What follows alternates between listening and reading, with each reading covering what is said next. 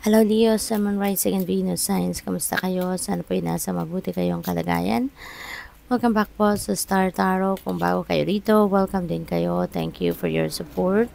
I truly appreciate it. God bless you all. Aries, Leo, pasensya na.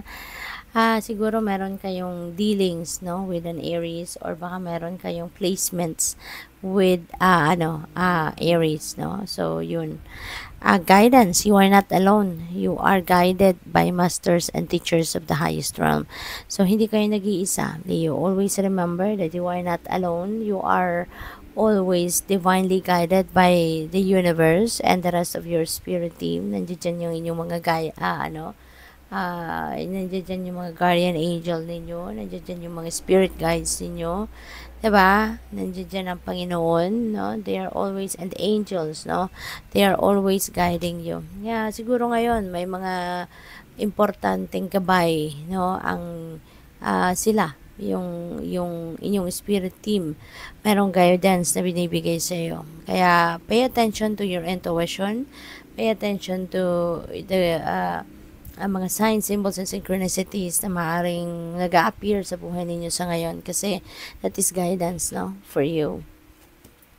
We have stillness, reflect on this moment with love, kindness, and compassion. Ayan. So, maybe, in order for you to, uh, access the guidance para sa'yo, maybe you need to put yourself into stillness. Kasi, kung lagi kayo may ginagawa, diba? Kung lagi kayong busy, most likely hindi ninyo mapapansin, hindi niyo maririnig, 'di ba? Yung mga intuitive messages and nudges para sa iyo. Kaya mahalaga na magano kayo, magnilay-nilay, magmuni-muni, tumigil muna, no, sa kung ano man ang inyong ginagawa so that makapag-ano kayo.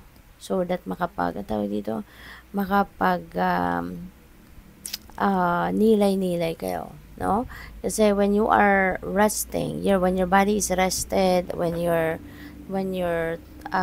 isip is rested din, no? Diyan ninyo maririnig ang malakas, no, na mensahe, malakas na boses ng iyong intuition. Okay? Kasi tahimik, nagpapahinga kayo. You have truth. See your truth. Know your power. Have the courage to walk your truth. Okay? So, yun. Alamin ninyo kung ano yung kapangyarihan ninyo. Alamin ninyo kung ano yung kalakasan ninyo. And maging matatag kayo. Maging matapang kayo, no? To do whatever your truth is. To express whatever your truth is. Okay? Kung ano yung gusto ninyo, yun ang gawin ninyo. Yung willpower ba, no? Paandarin ninyo yan. Wag na ninyong hayaan na yung ibang tao yung magpatakbo ng buhay ninyo. Okay? So, choose, no? Choose to express yourself. Choose to be authentic, no? Sa sarili ninyo. Okay? So, what else?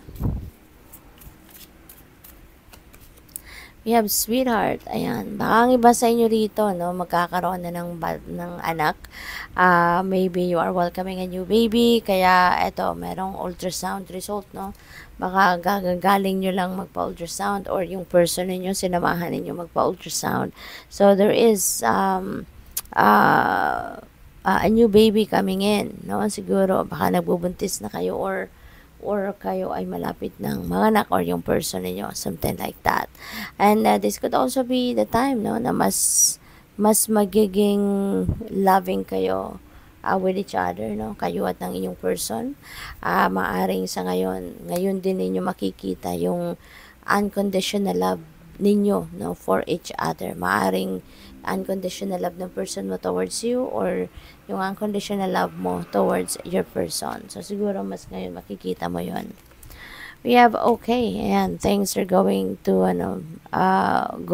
play out perfectly siguro for you sa ngayon. Kaya okay na okay yan, no?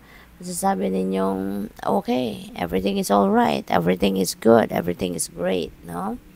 What else? We have blind. Baka yung iba sa inyo dito, baka may mga vision problems, baka may mga problema sa inyong paningin, may pananakit ng inyong mata. So, ayun, alagaan ninyo yung inyong paningin, ano? kung ito ay literal na problema sa mata, no, yung blind na 'to, baka lumalabo ng inyong mata, baka blurred ng paningin ninyo. So, wag na ninyong patagalin pa, no? Magpa-check up na, magpatingin na kayo sa doktor para na sa gayon maagapan, 'di ba? Kung ano man ang problema sa inyong mga mata. Okay? Pwede rin dito na baka may sitwasyon ang iba sa inyo na parang nagbubulag-bulagan kayo. 'Di ba? Puwedeng may denial kayo sa sarili ninyo kaya ayaw ninyong tignan ang inyong sitwasyon sa ngayon, 'di ba? So, pwede rin na gano'n ang sitwasyon diyan. Good news, napakaganda. Maaaring yung magandang balitang ito is regarding dito sa baby coming in. Baka kayo ay baka ang iba sa inyo ngayon nagpa-check up, no? At baka ito yung hinihintay ninyo na magkaroon kayo ng baby, na magbuntis na. So, yun, baka ito yung good news sa inyo, no? Na baka positive, no? Nagbubuntis na nga. This could be anything as well, no? But this could be good news as well na related din sa kung ano man ang inyong mga hinihintay. Baka you are expecting an approval, baka you are expecting a good result ng mga blood work ninyo, baka ito yung magandang balita about sa trabaho, baka meron kayong mga additional benefits, baka may pay raise, 'di ba? Baka may promotion, baka naghihintay na din kayo ng visa ninyo, passport, mga ganon. So, baka ito yung ano ninyo. Baka ito yung good news na marireceive ninyo. No? What else? We have trap. Ayan. So, maybe ang iba sa inyo rito is being trapped. No? Baka ang iba sa inyo rito, sa tingin ninyo, hindi kayo makagalaw ng galaw na gusto ninyo. Kasi nga, baka restricted kayo. Maaari din na ang iba sa inyo dito yung parang baka naghihintay kayo ng pangako, no? Pinangakuan kayo ng something pero hindi naman to nangyayari, hindi naman ito tinutupad, 'di ba? Kaya parang umaasa kayo ng umaasa, 'di ba? Pero walang nangyayari. Maaaring gano'n. Yung parang naano lang kayo, parang na-victimize lang kayo, no, ng isang pangako. Umasa kayo ng umasa, pero wala, 'di ba? Walang nangyayari. We have fright. Yan. So, maybe, ang iba sa inyo din dito, baka may tendency na maparanoid, magkaroon ng depression, natatakot, no? Kasi baka wala kayong naririnig na update, wala kayong naririnig na balita, and maybe you are thinking and thinking and thinking, no? At baka naaano na kayo, nagwo-worry na kayo, no? Kung bakit wala kayong naririnig, wala kayong nalalaman, 'di ba? Walang update na nakakarating sa inyo. So, do not entertain, no? As much as possible yun. Huwag ninyong entertainin yun, yung thought na yun na matakot kayo. Kasi unang-una, kung hindi naman ninyo pa nababalitaan kung ano talaga ang totoong nangyayari, 'di ba? Bakit kayo mag-worry? So, instead na mag-worry kayo, magdasal kayo, ialay ninyo yung worries ninyo na yan sa Panginoon, lift it all up to God, no? At magdasal, no? Instead na ma-depress kayo, ma-stress kayo ng bonggang-bongga, ma-paranoid kayo, mas lalo lang kayong mag-a-attract ng more like that, no? Mas lalo lang kayong malulungkot, mas lalo lang kayong mabibwisit, mas lalo lang kayong dwell on negativity, and it's just going to bring you more negativity sa buhay, no? Kaya as much as possible, iwasan na lang ninyo muna yon.